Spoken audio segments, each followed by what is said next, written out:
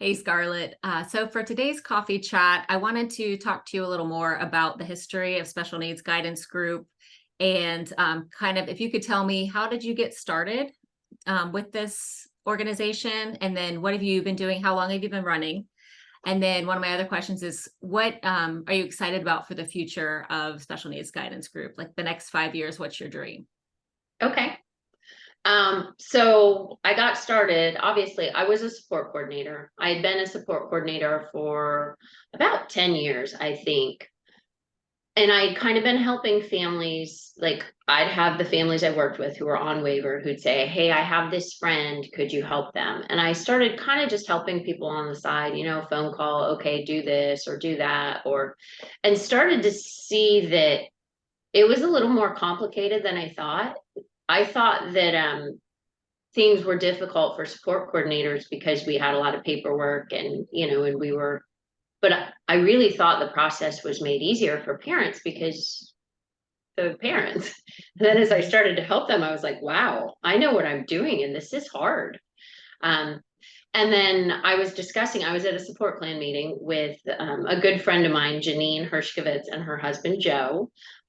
And we were talking about all of this, and they said, there's really a huge need. Would you ever consider just doing that? And I was like, I don't think there's that big of a need. Mhm.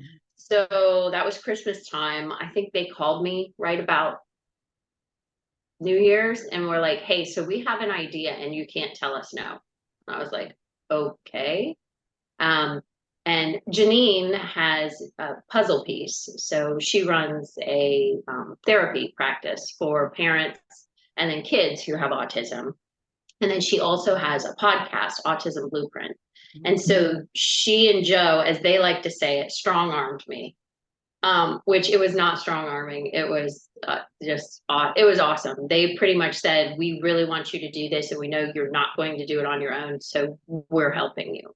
Nice. And so they kind of got me into doing this. And it started out with just kind of helping families apply and telling them about waiver. And then I started doing crisis process with families. So it was applications and then helping families navigate the crisis process, which was a lot easier then than it is now. It's actually a process now, which it's nice that I've been able to see APD realized they needed to make it a process and streamline it. So there's a lot more consistency from area to area. And then I got a lot of families on and they were still kind of like, okay, we're on waiver, but we don't know what's going on and it's not really working. And so then I started helping them. As a support coordinator, I'd done a lot of CDC Plus.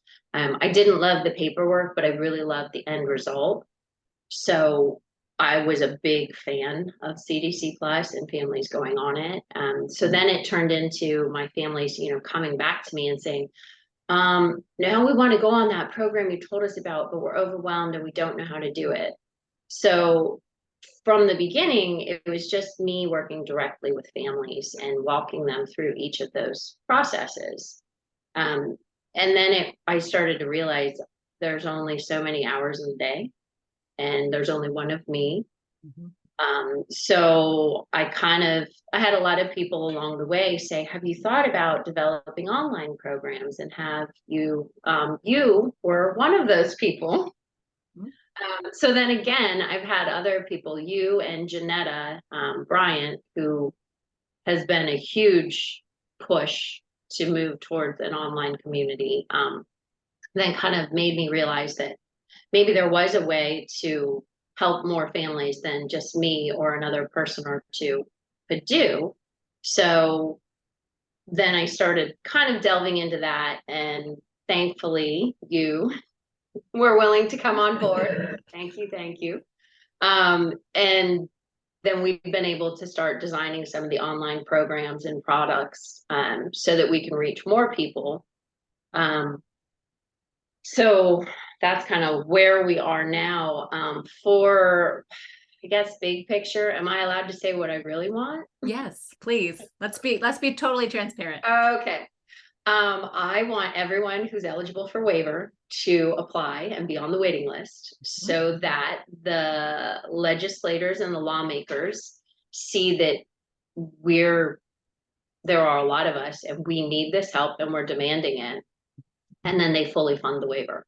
So in the next 5 years, that might be a big goal to see the waiver fully funded. In my lifetime, I would like to see the waiver fully funded. But in the next 5 years, I would really like to see, I would like to see teachers and educators, everyone who works with special needs parents, know what the waiver is and be comfortable talking about it so that it's not this big secret anymore. So that everyone who qualifies and is eligible and needs this help is on the waiting list or on the waiver.